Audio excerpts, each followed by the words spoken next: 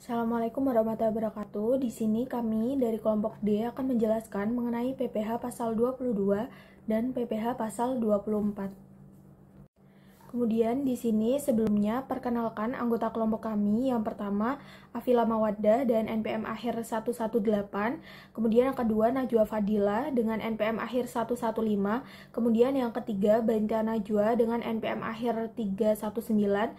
Kemudian yang keempat Amalia Dewi Mulyasari dengan NPM akhir 324. Pajak penghasilan pasal 22 adalah pajak yang dikenakan pada kegiatan tertentu seperti impor, ekspor, dan penjualan barang mewah. Tujuan dari PPh pasal 22 ini sendiri adalah untuk meningkatkan penerimaan negara dan juga mengantisipasi penghindaran pajak. Pemungut PPh pasal 22 ada 7. Yang pertama yaitu Bank Devisa dan Direktorat Jenderal Bea dan Cukai atas objek PPh pasal 22 impor barang. Yang kedua, bendahara pemerintah dan kuasa pengguna anggaran sebagai pemungut pajak pada pemerintah pusat, daerah, instansi, atau lembaga pemerintah dan lembaga-lembaga negara lainnya berkenaan dengan pembayaran atas pembelian barang. Yang ketiga, bendahara pengeluaran berkenaan dengan pembayaran atas pembelian barang yang dilakukan dengan mekanisme uang persediaan. Yang keempat, kuasa pengguna anggaran atau pejabat penerbit surat perintah membayar yang diberikan delegasi oleh kuasa pengguna anggaran berkenaan dengan pembayaran atas pembelian barang kepada pihak ketiga yang dilakukan dengan mekanisme pembayaran langsung. Yang kelima, badan usaha milik negara. Yang keenam, industri dan eksportir yang bergerak dalam sektor kehutanan, perkebunan, pertanian, peternakan, dan perikanan atas pembelian bahan-bahan dari pedagang pengumpul untuk keperluan industrinya atau ekspornya. Yang ketujuh, industri atau badan usaha yang melakukan pembelian komoditas tambang batu bara, mineral logam, dan bukan mineral bukan logam dari badan atau orang pribadi pemegang izin usaha pertambangan. Wajib pajak badan atau perusahaan swasta yang wajib memungut PPh pasal 22. Yang pertama yaitu badan usaha yang bergerak dalam bidang usaha industri semen, industri kertas, industri baja, industri otomotif, dan industri farmasi atas penjualan hasil produksinya kepada distributor di dalam negeri.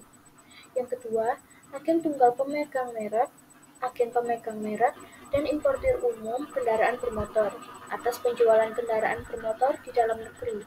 Yang ketiga, produsen atau importir bahan bakar minyak, bahan bakar gas, dan pelumas atas penjualan bahan bakar minyak, bahan bakar gas, dan pelumas. Yang keempat, badan usaha yang bergerak dalam bidang usaha industri baja yang merupakan industri hulu, termasuk industri hulu yang terintegrasi dengan industri antara dan industri hilir. Yang kelima, sesuai dengan Peraturan Menteri Keuangan Nomor 90 PMK 03 2015, pemerintah menambahkan pemungut PPh pasal 22 dengan wajib pajak badan yang melakukan penjualan barang yang tergolong sangat mewah. Yang keenam, pihak lain yaitu marketplace pengadaan atau retail daring pengadaan yang terlibat langsung atau memfasilitasi transaksi antar pihak yang bertransaksi melalui sistem informasi pengadaan. Yang ketujuh, pihak lain untuk melakukan pemungutan, penyetoran, dan atau pelaporan pajak penghasilan atas penjualan emas perhiasan dan atau emas batangan. Untuk tarif PPh pasal 22, yang pertama atas impor yang menggunakan angka pengenal importir yaitu 2,5% dikali dengan nilai impor. Untuk non-angka pengenal importir yaitu 7,5% dikali nilai impor. Dan yang tidak dikuasai yaitu 7,5% dikali harga jual lelang. Yang kedua, pembelian barang yang dilakukan oleh DJPP, Bendahara Pemerintah, BUMN atau BUMD. Pembelian barang yang dilakukan oleh DJPP, Bendahara Pemerintah, BUMN maupun BUMD dikenakan 1,5% dikali dengan harga pembelian, tidak termasuk PPN dan tidak final. Yang ketiga, penjualan hasil produksi.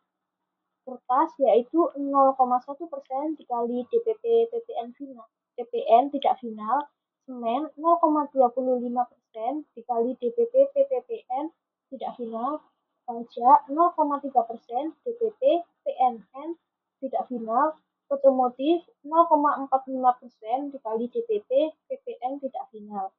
Yang keempat, penjualan hasil produksi atau penyerahan barang oleh produsen atau importir bahan bakar minyak, gas, dan pelumas. Pungutan PPh pasal 22 kepada penyalur agen bersifat final, selain penyalur agen bersifat tidak final. Lalu pembelian bahan-bahan untuk keperluan industri atau ekspor dari pedagang pengumpul, yaitu 0,25% dikali harga pembelian tidak termasuk PPN. Yang keenam, impor kedelai, gandum, dan tepung terigu oleh importir dikenakan biaya 0,5% dari nilai impor. Yang ketujuh, atas penjualan pesawat udara pribadi dengan harga jual lebih dari 20 miliar, kapal pesiar dan sejenisnya dengan harga jual lebih dari 10 miliar, rumah beserta tanahnya dengan harga jual atau harga pengaliannya lebih dari 10 miliar, dan luas bangunan lebih dari 500 meter persegi, apartemen, kondominium, dan sejenisnya dengan harga jual atau pengalihannya lebih dari 10 miliar, dan atau luas bangunan lebih dari 400 meter persegi.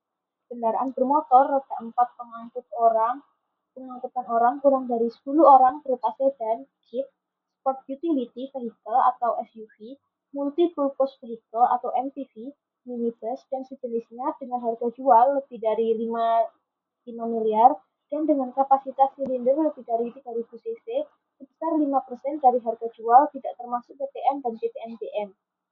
Yang ke-8, penghasilan yang diterima atau diperoleh rekanan dengan transaksi penjualan barang, penyerahan jasa, serta persewaan, dan penghasilan lain sehubungan dengan penggunaan harta yang dilakukan melalui pihak lain dalam sistem informasi pengadaan sebesar 0,5%. Yang ke-9, pihak lain untuk melakukan pemungutan, penyetoran, dan atau pelaporan pajak penghasilan atas penjualan emas perhiasan dan emas batangan, yaitu senilai 0,25% dari harga jual.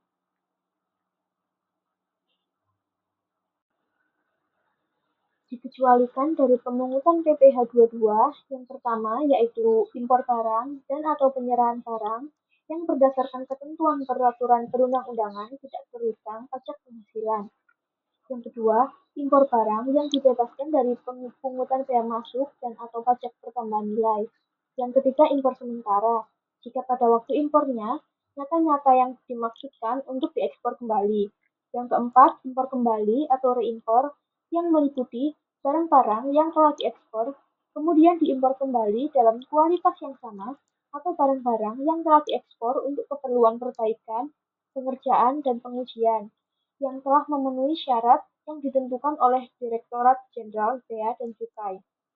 Yang kelima, pembayaran yang dilakukan oleh pemungut pajak berkenaan dengan pembayaran yang dilakukan oleh pemungut pajak, bendahara pemerintah dan kuasa pengguna anggaran, bendahara pengeluaran, KPA, atau pejabat penerbit surat perintah membayar yang diberi delegasi oleh kuasa pengguna anggaran.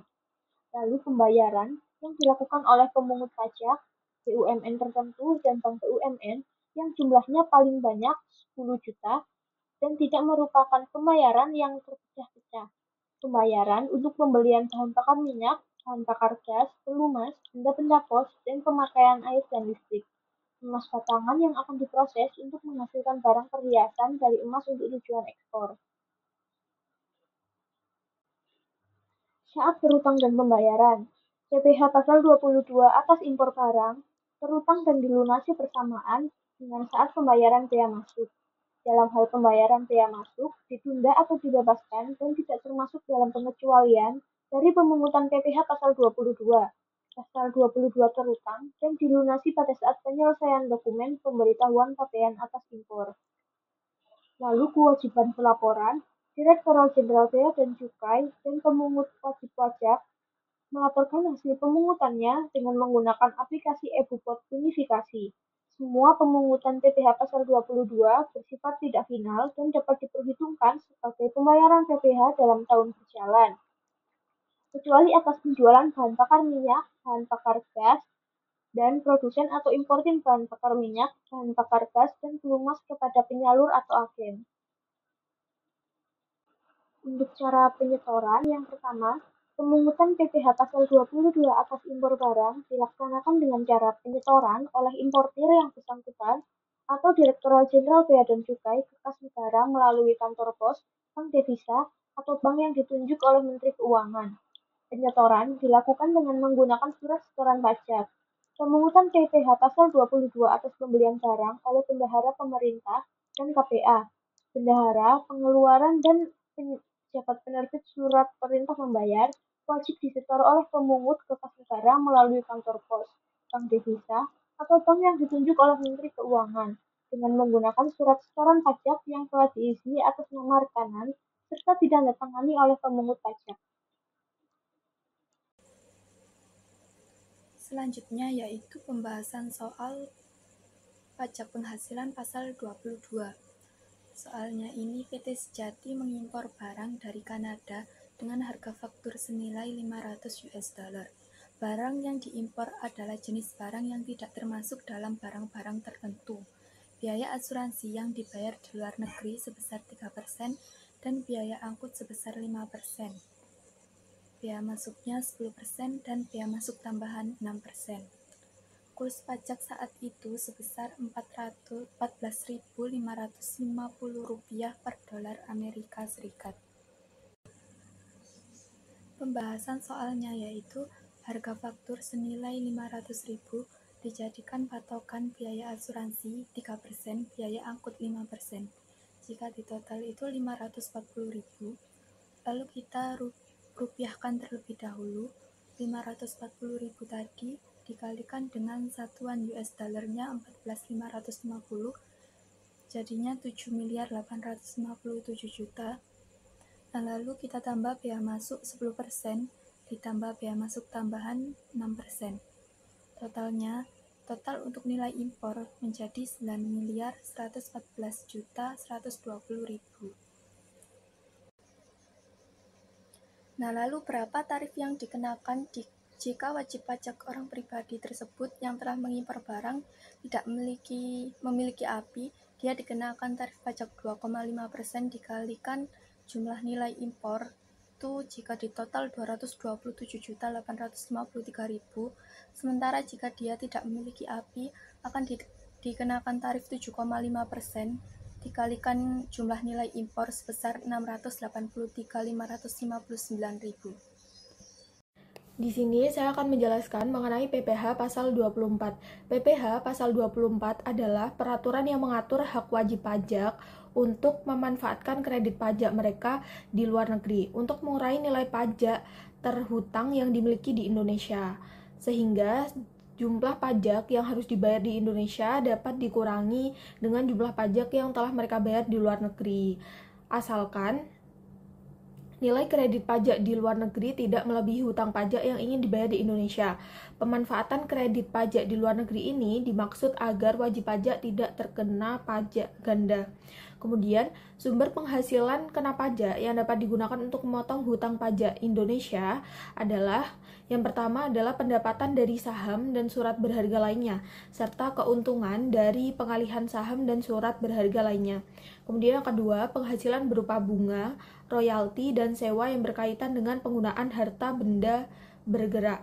Kemudian yang ketiga, penghasilan berupa sewa yang berkaitan dengan penggunaan harta benda tidak bergerak. Kemudian yang keempat, penghasilan berupa imbalan yang berhubungan dengan jasa, pekerjaan, dan kegiatan. Kemudian yang kelima, pendapatan dari bentuk usaha tetap BUT di luar negeri. Kemudian yang keenam, penghasilan dari pengalihan sebagian atau seluruh hak penambangan atau tanda keikutsertaan dalam pembiayaan atau pemanfaatan di sebuah perusahaan pertambangan. Kemudian yang ketujuh, keuntungan dari pengalihan aset tetap. Kemudian yang kedelapan dan yang terakhir yaitu keuntungan dari pengalihan aset yang merupakan bagian dari suatu bentuk usaha tetap. Kemudian di sini saya akan menjelaskan mengenai persyaratan administratif pengkreditan pajak luar negeri. Wajib pajak yang telah membayarkan pajaknya di luar negeri kemudian ingin mengkreditkan di Indonesia terlebih dahulu harus menyampaikan permohonan ke Kantor Pelayanan Pajak (KPP). Permohonan kemudian dilaporkan bersamaan pada saat pelaporan SPT tahunan dengan melampirkan sejumlah dokumen, yakni laporan keuangan di luar negeri, fotokopi SPT, kemudian dokumen pembayaran pajak di luar negeri. Nah, mekanisme pengkreditan PPh yang dibayarkan di luar negeri perlu poin-poin penting yang harus diketahui, yaitu yang pertama, pajak penghasilan yang terutang di luar negeri dapat dikreditkan dengan PPh yang terutang di Indonesia. Kemudian yang kedua, pengkreditan PPh dibayar di luar negeri dilakukan dalam tahun pajak digabungkan dengan penghasilan di luar negeri tersebut dengan penghasilan di Indonesia. Kemudian yang ketiga, jumlah PPh pasal 24 yang dapat dikreditkan maksimum sebesar jumlah yang lebih rendah di antara PPh yang dibayar atau terutang di luar negeri dan jumlah yang dihitung menurut perbandingan antara penghasilan dari luar negeri dan seluruh penghasilan kena pajak atau maksimum sebesar PPh yang terutang atas seluruh penghasilan kena pajak. Dalam hal ini, dalam negeri mengalami kerugian lebih besar dari jumlah penghasilan kena pajak. Kemudian yang keempat, apabila penghasilan dari luar negeri dan dari beberapa negara, maka perhitungan PPh pasal 24 dilakukan untuk masing-masing negara. Kemudian yang kelima, penghasilan kena pajak yang dikenakan PPh final dan atau penghasilan yang dikenakan pajak tersendiri tidak dapat digabungkan dengan penghasilan lainnya, baik yang diperoleh dari dalam negeri maupun luar negeri.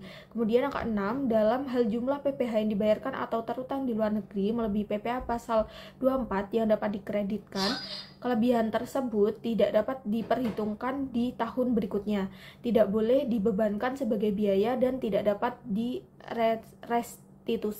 Kemudian yang ketujuh, dalam melaksanakan pengkreditan PPh luar negeri, wajib pajak wajib menyampaikan permohonan ke KPP bersamaan dengan persyaratan SPT tahunan PPh, dilampirkan dengan laporan keuangan dari penghasilan yang berasal dari luar negeri, fotokopi surat pemberitahuan pajak yang disampaikan di luar negeri, dokumen pembayaran PPh di luar negeri. Yang kedelapan, atas permohonan wajib pajak, Kepala KPP dapat memperpanjang jangka waktu penyampaian lampiran seperti yang disebutkan di atas karena alasan-alasan yang ada di luar kekuasaan wajib pajak.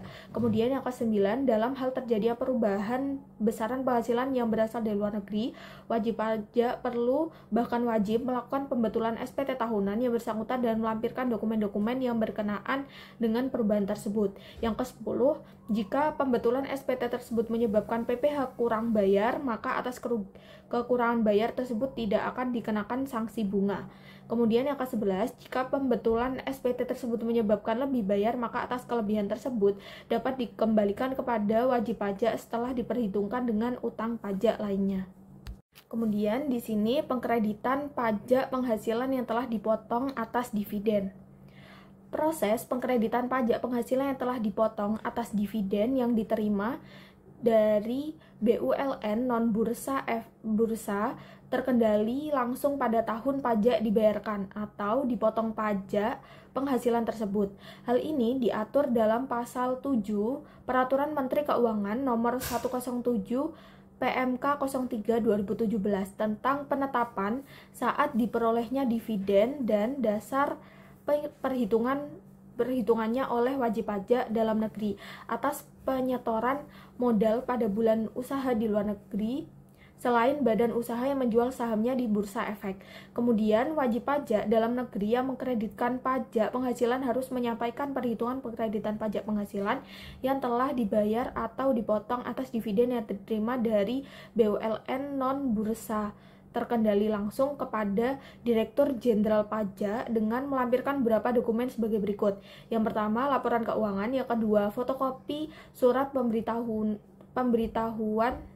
tahunan pajak penghasilan. Dalam hal terdapat kewajiban untuk menyampaikan surat pemberitahuan tahunan pajak penghasilan. Yang ketiga, perhitungan atau rincian laba dalam 5 tahun terakhir. Yang keempat, bukti pembayaran pajak penghasilan atau bukti pemotongan pajak penghasilan atas dividen yang diterima. Penyampaian perhitungan tersebut dilakukan bersamaan dengan penyampaian SPT tahunan PPh. Ini adalah contoh soal PPh pasal 24. Pada tahun 2019, PT Makmur memperoleh pendapatan itu di dalam negeri sebesar 35 juta dan dari luar negeri sebesar 20 juta. Asumsikan pajak di luar negeri sebesar 20%.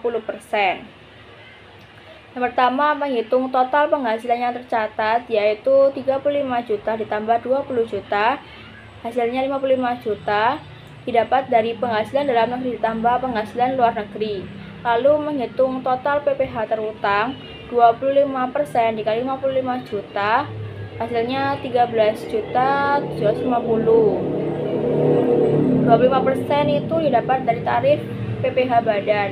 Lalu PPh maksimum yang dapat dikreditkan, caranya penghasilan luar negeri dibagi total penghasilan dikali total PPh terutang, yaitu 20 juta dibagi 55 juta dikali 13 juta 750.000, yaitu dibulatkan menjadi 5 juta. Lalu menghitung PPh yang terutang atau dipotong di luar negeri, yaitu 20% dikali 20 juta, hasilnya 4 juta.